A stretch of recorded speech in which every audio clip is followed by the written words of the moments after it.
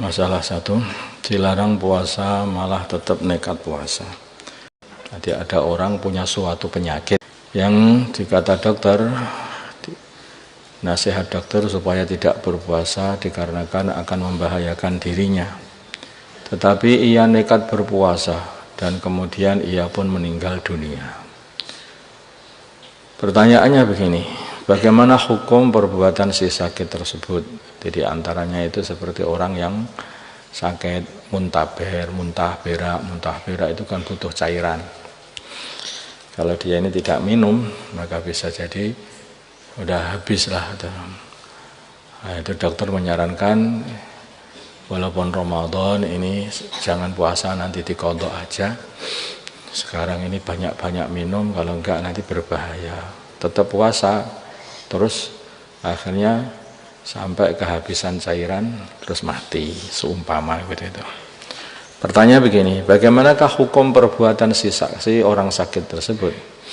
Jawabnya adalah ia dianggap meninggal dalam keadaan maksiat, karena dia tahu bahwa meninggalkan berpuasa itu akan membunuh dirinya, sedangkan dia nekat terus berpuasa, maka dikatakan sebagai bermaksiat. Paham? Di situ itu maksudnya, karena dia telah membahayakan diri, menggiring dirinya kepada jurang kematian. Dan itu tidak boleh dalam Islam. Dalam Islam enggak seperti itu. Masalah waktu sahur. Dalam mafhum sebuah hadis dikatakan sunnah untuk mengakhirkan sahur. Maka kapankah seseorang dianggap mendapat fadilah mengakhirkan sahur tersebut? Dan kapankah waktu sahur yang paling afdal? Kapankah waktu sahur yang paling afdal? Jawabnya, ketika antara selesai makan sahur dan adzan subuh masih ada waktu seukuran cukup untuk membaca 50 ayat. Untuk membaca 50 ayat. 50 ayat itu seberapa itu? Kalau Al-Quran ini dalam satu halaman, kebanyakan Al-Quran kita yang kita baca itu adalah 15 baris. Kita anggap saja setiap satu halaman itu 10 ayat. Berarti berapa? Kalau 10 ayat, 50 ayat berarti 10 halaman.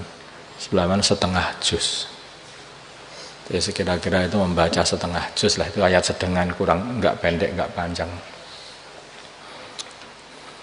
Jadi membaca kurang lebih setengah juz, itulah antara sahur dengan adzan subuhnya. Orang dulu itu untuk ngejami itu loh pakai ayat Quran. Kalau kita katakan, berapa lama saya harus nunggu di sini? Kamu tunggu 10 ayat sajalah. Nah, 10 ayat itu berapa ya? Orang enggak pernah baca Quran. Enggak ngerti. Jadi para sahabat itu kalau ngejami itu pakai ayat. Seberapa loh pancene? Ya 50 ayat. Oh, 50 ayat. Ada gambaran di otak. Coba 50 ayat. Berapa gambarannya? Enggak mau cek Quran ya. Enggak ngerti lah gambarannya berapa itu. Bisa dibayangkan ya kondisi para sahabat ini. Semua orang itu pembaca Al-Quran. Sehingga mereka itu tahu kalau waktu 1 ayat, 2 ayat berapa, 3 ayat berapa, 50 ayat seberapa, itu segitu gitu. Walaupun tidak punya jam, jamnya itu ayat. Jamnya ayat Quran. Masya Allah.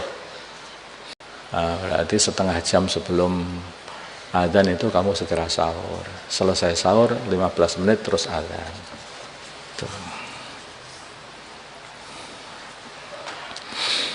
Rasa siwak di ludah. Nah, bagaimana hukum menelan ludah yang ada rasa siwaknya bagi orang yang berpuasa? Kalau ada ainnya dari siwak, seperti mungkin siwak basah, itu kamu siwakan di situ itu sehingga basah-basahnya itu ada di dalam mulut kamu, ditelan aja. Lah ini nggak boleh. Ini bisa membatalkan puasa. Atau siwaknya kering, kemudian kamu masukkan di mulut di situ itu, sehingga siwaknya jadi basah, banyak ludahnya, kamu tarik keluar, dilihat masih basah disesep pisan, kemudian ditelan lah, itu juga batal. Walaupun ludahmu sendiri karena sudah kamu keluarkan, paham tuh? Kalau udah dikeluarkan disesep lagi itu nggak boleh, itu nggak bisa. Jadi kalau hanya bekasnya saja, itu bekas rasa itu saja, nah itu tidak membatalkan. Tapi kalau ada ain itu barang, apakah barang cair atau barang padat, mungkin itu kayu-kayunya ikut kamu makan gitu, atau airnya itu yang bisa membatalkan puasa.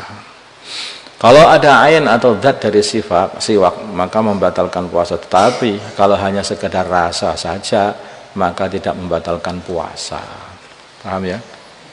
Jadi hanya rasa siwak saja, kemudian yang kamu telan itu tentu saja ludahmu, dan itu ludahmu yang keluar dari dalam mulut ini.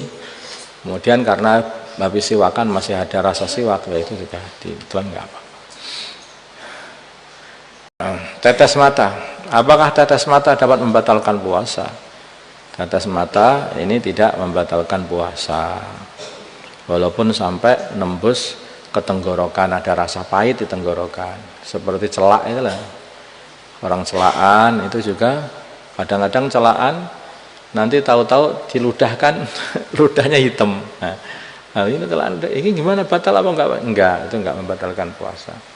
Karena itu bukan lubang yang semestinya untuk dimasuki perkara itu lubang seperti lubang pori-pori saja yang ada di mata itu. Walaupun itu nembus ke tenggorokan, tapi itu hanya lubang pori-pori saja. Jadi itu tidak membatalkan puasa. Seperti halnya orang itu kalau mandi ketika puasa, itu sebetulnya pori-porinya kemasukan air. Nah, itu juga tidak membatalkan puasa. Makanya kalau orang lama di laut, masuk laut lama mandi, nanti kan langsung bengkak, ya kan? Bengkak itu. Jadi karena kan kemasukan air itu di kulitnya. Nah, itu tidak membatalkan puasa.